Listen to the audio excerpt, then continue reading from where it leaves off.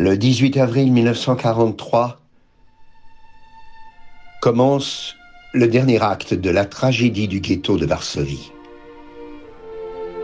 Un cadeau pour le Führer à l'occasion de son anniversaire. L'OJC, l'organisation juive de combat, est prête à affronter sa plus grande bataille.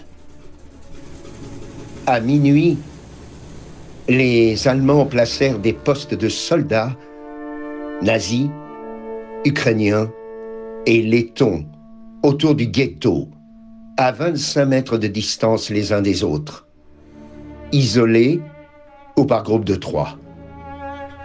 Les soldats nazis pénétrèrent sur le terrain non habité du ghetto, croyant ainsi surprendre les combattants et les habitants. À 2h30 du matin, les premières nouvelles de nos observateurs nous parvinrent sur la concentration de fortes sections allemandes dans le ghetto. À 4h du matin, les hommes de l'organisation juive de combat occupèrent leur position, prêts à recevoir comme il se devait l'ennemi nazi. À 6h, 2000 SS, avec tanks, canons légers, à tir rapide, 3 camions chargés d'armes et des ambulances pénétrèrent dans le ghetto central. Le commando de transfert arriva en même temps. Les Juifs disparurent tous dans les bunkers, dans les tunnels souterrains et autres refuges. À la surface ne restèrent que les membres de l'OJC, l'organisation juive de combat, concentrés sur 3 positions clés, dominant l'entrée des rues principales du ghetto. La première rencontre eut lieu rue Nalewski. L'affrontement se termine par la victoire des combattants juifs.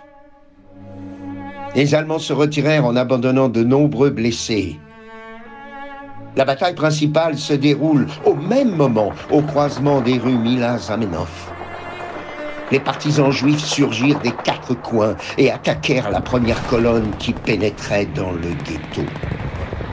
Au premier coup de feu, des pistolets automatiques, accompagnés de quelques grenades, jetées dans les rangs serrés des SS, les rues se vidèrent. Les uniformes verts disparurent pour se cacher dans les magasins et sous les porches des maisons voisines. Un quart d'heure après, des tanks apparurent, s'approchant des positions occupées par les combattants juifs. Une bouteille incendiaire jetée avec calme et précision toucha un tank. Le feu se répandit rapidement, le faisant voler en l'air. Ses occupants furent brûlés vifs. Les 2 autres tanks se retirèrent en hâte, avec les Allemands qui s'abritaient derrière sous une grêle de balles et de grenades bien ajustées. Les nazis venaient de perdre 200 hommes, morts ou blessés. Nous, Juifs, un seul combattant. 2 heures plus tard, les Allemands placèrent des canons légers sur l'espace situé entre les ghettos et ouvrirent le feu sur nos positions. Nous les abandonnâmes et les Allemands les occupèrent. Brusquement, des grenades furent lancées d'une maison voisine.